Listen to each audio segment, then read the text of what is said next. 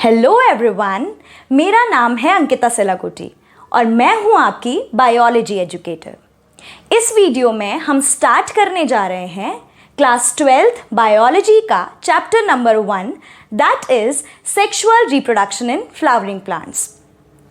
तो सबसे पहले हम ये समझने की कोशिश करते हैं कि जो एक फ्लावर है जो कि बहुत ही अट्रैक्टिव दिखता है, जिससे बहुत ही अच्छी खुशबू आती है ना, तो वो चीज़ क्या सिर्फ हमारे पर्सनल उसके लिए है कि हम किसी को फ्लावर गिफ्ट करें या फिर रिलीजियस पर्पस के लिए या एस्थेटिक्स के लिए है? नहीं, एक्चुअली वो एक मोड है of sexual reproduction in the flowering plants, यानी कि एंजियोस्पर्म्स में। तो चलिए अब हम देखते हैं longitudinal section of the flower.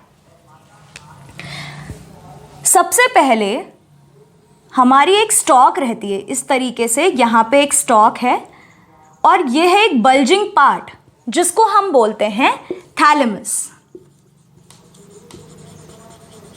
और एक जो स्टॉक है इसको हम बोलते हैं पेडिसल। अब क्या होता है कि इस बल्जिंग पार्ट पे जो एक थैलेमस है इसमें हमारे सारे अदर पार्ट्स होते हैं, जैसे कि सेपल, जो ग्रीन कलर का पार्ट हम देखते हैं फ्लावर में, दैट इज द सेपल। इसको हम लेबल कर लेते हैं सेपल। आफ्टर दैट आपने देखा होगा कि बहुत ही कलरफुल आपके पेटल्स आपको देखने को मिलते हैं अलग अलग कलर्स में, वाइट, पिंक, इस तरीके से बहुत ही कलरफुल और अट्रैक्टिव। तो ये रहा हमारा क्या, पेटल्स। अब एक होता है male reproductive part, that is stamen, इस तरीके से, और आपका female reproductive part that is pistol और कार्पल। तो ये हो गया हमारा स्टेमेन और ये हो गया हमारा पिस्टल, या फिर जिसको हम बोलेंगे कार्पल, पिस्टल और कार्पल। तो यहाँ पे अभी हमने एक फ्लावर के अंदर जब देखा, सबसे पहले तो एक स्टॉक है पेडिसल, उसी का एक बल्जिंग पार्ट है यहाँ पे, दैट इज थैलेमस। उसी थैलेमस के ऊपर हमारे बाकी जो फ्लोरल पार्ट्स हैं वो हैं, जिसमें सबसे पहले है ये ग्रीन कलर का जो हम देखते हैं, दैट इज सेपल। उसके बाद पेटल जो कि बहुत ही अट्रैक्टिव कलरफुल होते हैं।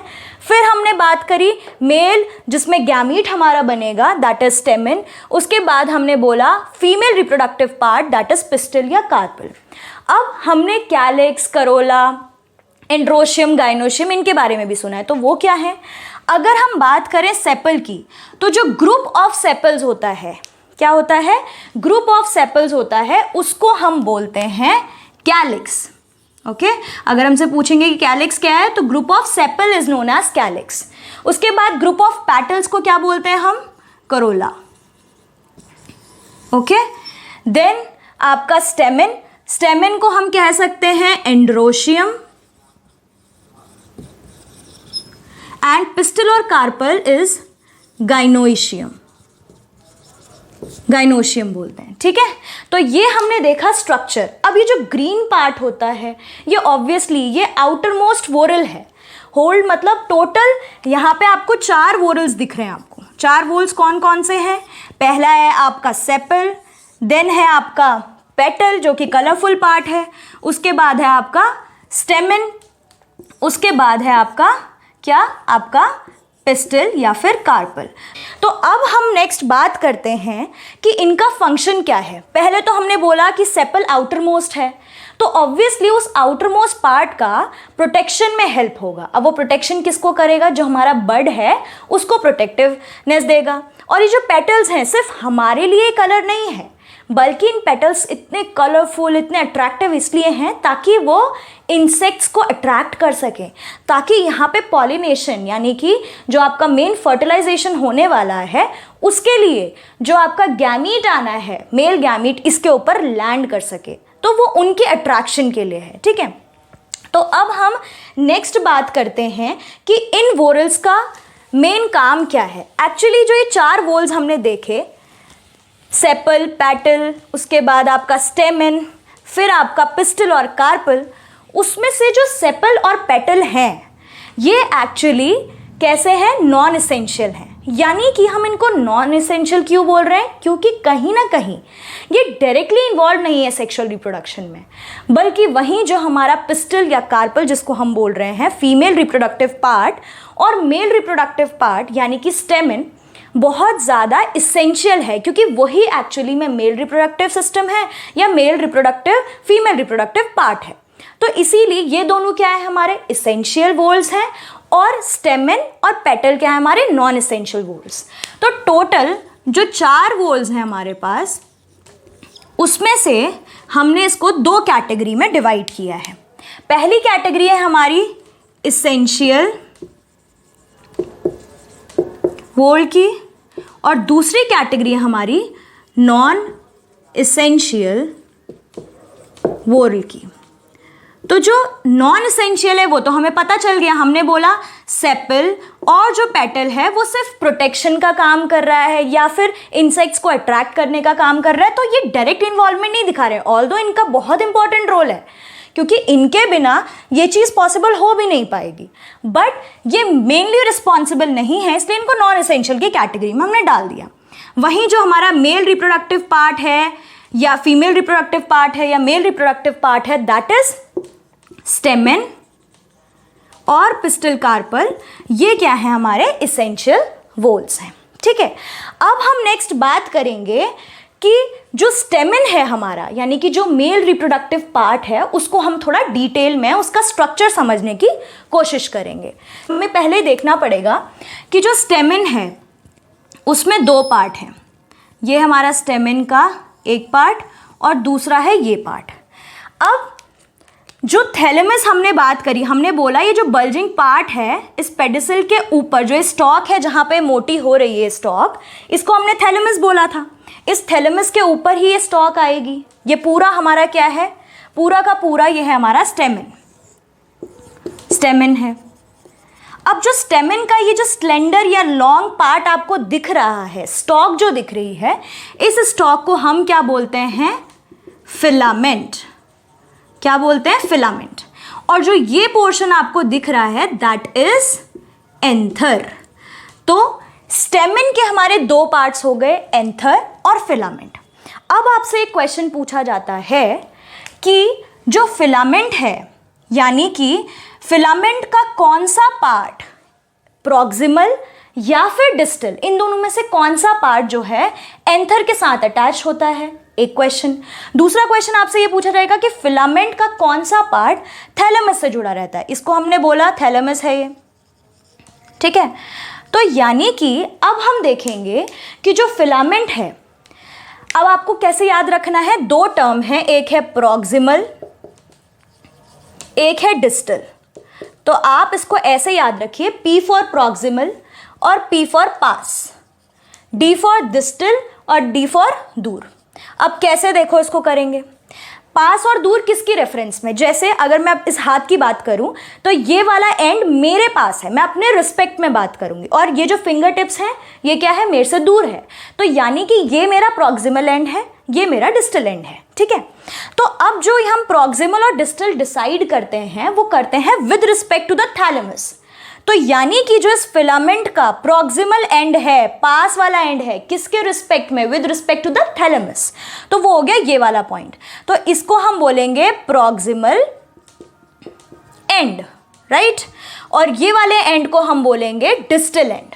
तो अगर हमसे पूछें कि एंथर के साथ फिलामेंट कौन से एंड से जुड़ा रहता है, तो हम बोलेंगे डिस्टल एंड से, और फिलामेंट थैलेमस से किससे जुड़ा रहता है, तो प्रॉक्सिमल एंड से। तो ये बात हमें जो है याद रखनी है। ठीक है, यहाँ पे हमने ये डिस्कस कर लिया।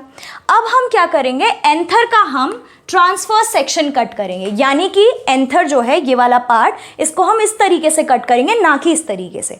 तो फिर हम उसका डायग्राम देखते हैं जो आपके एनसीईआरटी में मेंशन है, ये फिल इन द ब्लैंक्स के फॉर्म में, या फिर ये पर्टिकुलरली ट्रांसफर सेक्शन एंथर का मतलब डायग्राम आप ड्रॉ करो, ये आपको बनाने को आता है। ठीक है, तो इसको डिटेल में देखना है क्योंकि ये काफ़ी ज़्यादा हमारे लिए इम्पॉर्टेंट है।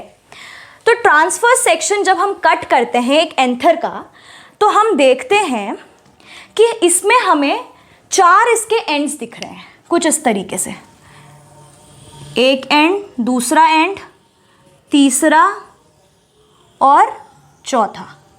इस तरीके से हमें इसके 4 एंड्स देखने को मिल रहे हैं। ये हमने क्या ड्रॉ करा है? हमने ड्रॉ करा है transverse section of the anther. ठीक है, ट्रांसवर्स सेक्शन किसका? एंथर का। तो जब हम इसको कट करते हैं तो हम सबसे पहले देखते हैं कि इसके 4 एंड्स हैं, साथ ही साथ इसमें कुछ होमोजीनियसली कॉम्पैक्टली अरेंज्ड सेल्स होते हैं। होमोजीनियसली मतलब सेम टाइप के, कॉम्पैक्टली मतलब बहुत पास पास अरेंज्ड सेल्स होते हैं इस तरीके से। ठीक है, जिनको हम बोलते हैं स्पोरोजिनस टिश्यूज। ये बहुत इंपॉर्टेंट है। स्पोरोजिनस टिश्यूज क्या होता है, इसकी डेफिनेशन आपको पूछी जाती है। ठीक है, तो ये हो गए हमारे क्या? स्पोरोजिनस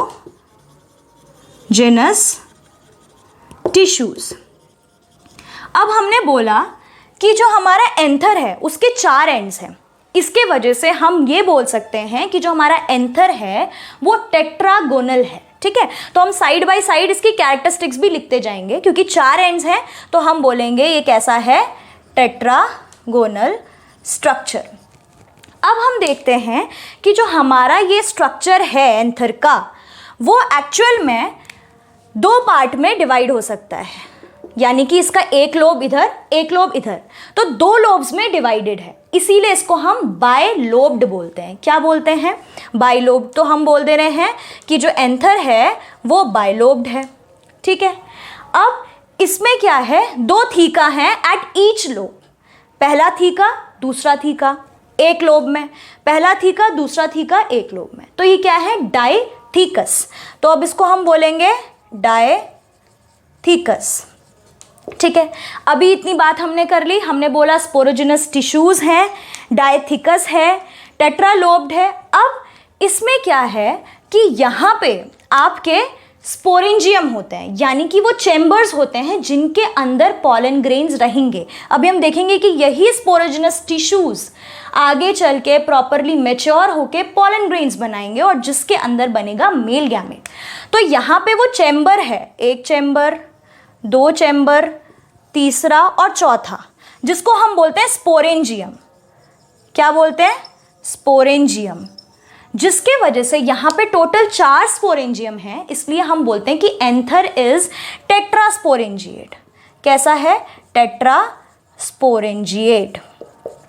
तो ये अगर स्ट्रक्चर बनाने को आएगा तो हम इस तरीके का स्ट्रक्चर भी बनाएंगे, साथ में उसमें ये सारी चीज़ें भी मेंशन करेंगे कि टेट्रागोनल है क्योंकि 4 एंड्स हैं, बायलोब्ड है क्योंकि 2 लोब्स में डिवाइडेड है, साथ में डायथीकस है, 2 थीका हैं इन ईच लोब के रिस्पेक्ट में हम बात करेंगे। ठीक है, उसके बाद यहाँ पे 4 स्पोरेंजियम हमको देखने को मिल रहा है। सबसे अंदर में sporogenous compactly arranged homogeneous tissues जो है हमको देखने को मिल रही है। बट यहाँ पे एक्चुअल में एक है एक्सेप्शन। अगर हमें एक्सेप्शन की बात करें, हमें पूछें कि क्या सब में ऐसा होता है? नहीं। जैसे कॉटन हो गया, लेडी फिंगर हो गया, इसके केस में मालवेसी जो फैमिली है उसके केस में आपको जस्ट इनको हाफ कर देना है। ठीक है, जैसे बायलोब्ड है तो आप बोल देंगे कि वो कैसा हो जाएगा? यूनिलोब्ड। ठीक है, डायथीकस है तो मोनोथीकस बोल दिया। टेट्रास्पोरेंजिएट है तो हम क्या बोलेंगे? टेट्रास्पोरेंजिएट है तो हम बायस्पोरेंजिएट बोलेंगे। ठीक, क्योंकि 4 से वहाँ पे 2 हो जाएंगे, स्पोरेंजिएट। ठीक, तो ये किसके केस में है? एक्सेप्शन जो हमने यहाँ पे अभी लिख दिया है that is of Malvaceae family. ये इंपॉर्टेंट है, ये भी याद रखना है, क्योंकि सब में नहीं होता है, बल्कि मालवेसी जिसमें कॉटन आएगा, लेडी फिंगर आएगा, उसके केस में यूनिलोब्ड, मोनोथीकस और बायस्पोरेंजिएट आपको देखने को मिलेगा। ठीक है, तो अब हम ये देखते हैं कि अगर इस पर्टिकुलर सेक्शन को हम जूम करके देखते हैं तो यहाँ पे हमें कौन कौन सी लेयर देखने को मिलती है। जैसे सबसे आउटर मोस्ट में आपको एपिडर्मिस दिखेगी, फिर एंडोडर्मिस, फिर कुछ मिडिल लेयर दिखेंगी, फिर सबसे अंदर आपको एक बहुत ही अच्छी जो नरिशमेंट देती है हमारे पॉलन ग्रेन्स को, टेप्टम, वो लेयर दिखेगी। ठीक है, तो अब हम देखते हैं एंथर की वॉल।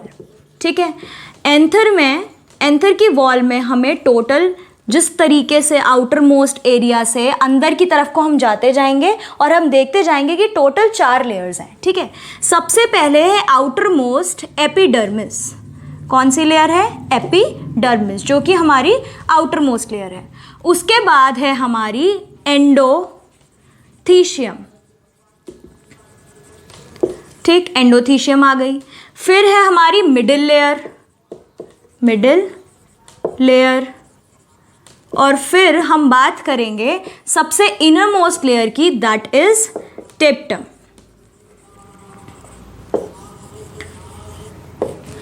तो जो स्टार्टिंग की 3 लेयर हैं, यानी कि आपका एपिडर्मिस हो गया, दूसरा एंडोथीशियम हो गया और तीसरा मिडिल लेयर हो गया, ये तीनों जो लेयर्स हैं ये आपको प्रोटेक्शन या फिर हेल्प करेगी डेhiscence के लिए, ठीक है। पहला तो क्योंकि आउटर मोस्ट लेयर है तो प्रोटेक्शन तो ऑब्वियसली प्रोवाइड करेगी, और साथ में डेhiscence के लिए, यानी कि जो आपकी बर्स्टिंग है तभी पॉलन ग्रेन्स बाहर निकलेंगे, जब वो टूटेगा तभी वो पॉलन ग्रेन्स बाहर निकलेंगे एंथर से, है ना, तो उसमें हेल्प करता है। और जो टेप्टम है वो आपके नरिशमेंट में हेल्प करता है। तो सबसे पहले एपिडर्मिस, एंडोथीशियम, मिडिल लेयर आपको क्या प्रोवाइड कर रहा है? प्रोटेक्शन, और इसके साथ डेhiscence में हेल्प कर रहा है, टूटने में हेल्प कर रहा है। और टेप्टम आपको किस में हेल्प कर रहा है? नरिशमेंट में हेल्प कर रहा है। तो अब हम देखते हैं 1 बाय 1 अपनी लेयर्स को कि एपिडर्मिस, एंडोथीशियम, मिडिल लेयर, टेप्टम ये क्या करती हैं। तो सबसे पहले तो एपिडर्मिस जो है वो आउटर मोस्ट है, मिडिल लेयर जो है आपकी वो मल्टी लेयर्ड है, वहीं एपिडर्मिस देखेंगे तो ये सिंगल लेयर्ड है, एंडोडर्मिस भी सिंगल लेयर्ड है।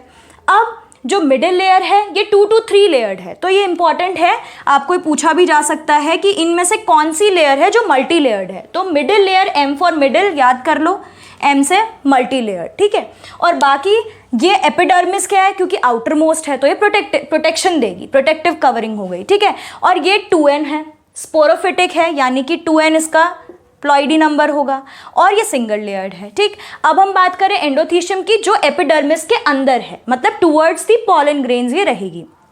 ये सिंगल लेयर्ड है, और इसमें एक बहुत इंपॉर्टेंट चीज़ है कि अल्फा सेल्यूलोजिक फाइब्रस बैंड से मिलकर बनी होती है, जिसका ये प्रॉपर्टी है कि वो हाइग्रोस्कोपिक है, यानी कि वाटर को रिटेन कर लेगा। अब इसका काम क्या है? ये वाटर को रिटेन करेगा, और उसके बाद जब ये सूख जाएगा ना, इससे वाटर जब सूख जाएगा तो एकदम कड़क हो जाएगा, फिर क्या होगा? फिर जब ये टूटेगा तो डेhiscence में हेल्प करेगा, यानी कि dispersal of the pollen grains में हेल्प करेगा। तो यानी कि ये कर रहा है डिस्पर्जल और डेhiscence में हेल्प, ठीक है, डेhiscence में हेल्प करेगा किसके? ऑफ पॉलन ग्रेन, यानी कि पॉलन ग्रेन आराम से डिस्पर्स हो सके, टूट के जो है उसमें से बाहर निकल सके, उसमें ये हेल्प करेगा। अब है जो मिडिल लेयर है, हमने बोल दिया कि मल्टी लेयर है, इसका भी प्लॉइडी लेवल 2n है, और ये एफीमेरल है। एफीमेरल का मतलब है कि ये शॉर्ट लिव्ड है, मतलब थोड़े टाइम तक रहेगी और उसके बाद ये हट जाएगी, ये है शॉर्ट लिव्ड, ठीक है। तो इसका मेन कैरेक्टर एक ये है, और एक ये है कि 2 to 3 लेयर्ड है, यानी कि मल्टी लेयर्ड है।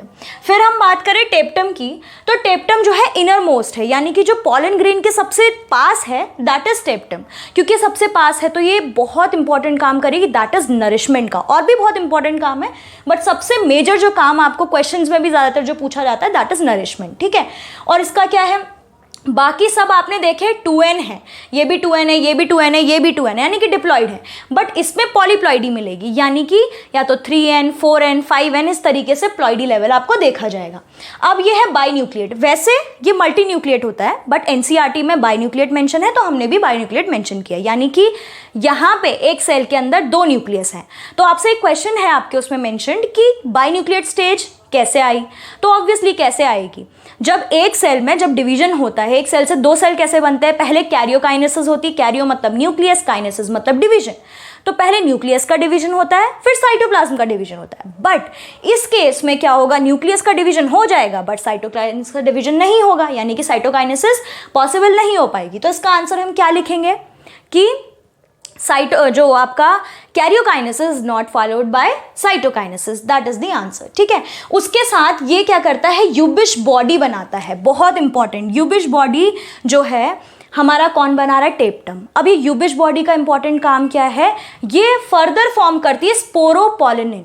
अब स्पोरोपोलिनिन क्या है, जब हम पॉलन ग्रेन का स्ट्रक्चर देखेंगे तो हमें पता चलेगा कि जो आउटर मोस्ट लेयर है एक्साइन, उसका बना होता है, एक्साइन जो है वो स्पोरोपोलिनिन, यानी कि ये बनाएगी हमारी exine, outer most layer of the pollen grain. और ये स्पोरोपोलिनिन ऐसा है जो कोई ना एसिड, कोई हाई टेम्परेचर नहीं, कोई एल्कलाइन मीडियम नहीं, कोई भी एंजाइम इसको डिग्रेड नहीं कर सकता। इसीलिए पॉलन ग्रेन्स के फॉसिल्स आपको आराम से देखने को मिलेंगे, क्योंकि लंबे टाइम तक वो क्या है, इसके वजह से प्रोटेक्शन उनको मिल रहा है। ठीक है, तो ये मेन काम कौन कर रहा है, यूबिश बॉडी बना रहा है टेप्टम, यूबिश बॉडी स्पोरोपोलिनिन बना रही है, और स्पोरोपोलिनिन जो है एक्साइन जो है स्पोरोपोलिनिन की ही बनी हुई है। ठीक है, अब ये कंपैटिबिलिटी प्रोटीन्स भी बनाता है, जो हम आगे देखेंगे। जब एक स्टिग्मा में पॉलन ग्रेन लैंड करता है तो उसको कंपैटिबिलिटी चाहिए, जैसे 2 पर्सन्स में भी कंपैटिबिलिटी होनी चाहिए, साथ में तभी रह पाते हैं। सिमिलरली फर्टिलाइजेशन भी तभी पॉसिबल होगा, ये पॉलन पिस्टल इंटरैक्शन भी तभी पॉसिबल हो पाएगा